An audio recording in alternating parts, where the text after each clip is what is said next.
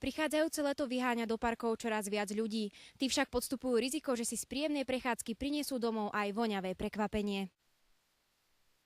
Mnohí majitelia psov si totiž za svojimi miláčikmi neupratujú. Psie exkrementy znepríjemňujú život aj obyvateľom Bratislavy. Ľudia si na to ešte nezvykli, že by si to mali po sebe čistiť a ja som z Koliby a tam teda je veľmi zlá tá situácia. Ľudia si to nezbierajú. Čo si myslíte o zvyškoch, ktoré nechávajú niektorí majitelia po svojich psíkoch v parkoch? Ale mne to nejak moc nevadí, ale tak mali by si to po sebe nejak upratať, podľa mňa. I go running here often and I often have a hard time trying to avoid what they leave behind. People have to pick it up, otherwise they get fined for it, and we have parks designated for dogs in particular, so we never have really a problem on the streets or anywhere because otherwise you get in trouble from the authorities. K povinnosti odpratať zvyšky za psom zaväzuje jeho majiteľa aj nariadenie o podmienkach držania psov. Každý, kto so psom je na verejnom priestranstve, tak musí po psovi vyčistiť. Na to máme určené zvlášť smetné koše na psie exkrementy, kde sú zavesené aj špeciálne sáčky na odpratávanie a zabezpečujeme vývoz alebo odvoz, likvidáciu týchto odpadov. Myslíte exkrementy? Určite áno. Vy upratujete za svojimi psíkmi? Áno, upratujem. A prečo si myslíte, že je to dobré alebo dôležité? Ja si myslím, že keď to ja neupracem, tak kto už by to upratal? Sú to moji psíkovia. A najstrašnejšie sa mi zdá, keď vstúpim do nejakého toho, čo tam zostalo po nejakom psíkovi. To sa mi zdá hrozné. Tak upratujem. Je to nepohodlné a záleží od toho, ako sa to psíkovi podarí, niekedy aj nepríjemné trošku, ale myslím si, že malo by sa to robiť.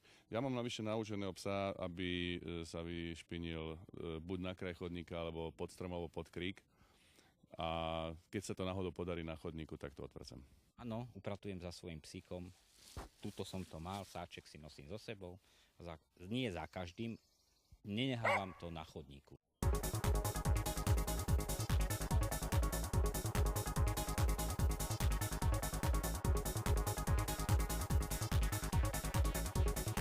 Neupratať za svojím psom vás môže výjsť pekne draho.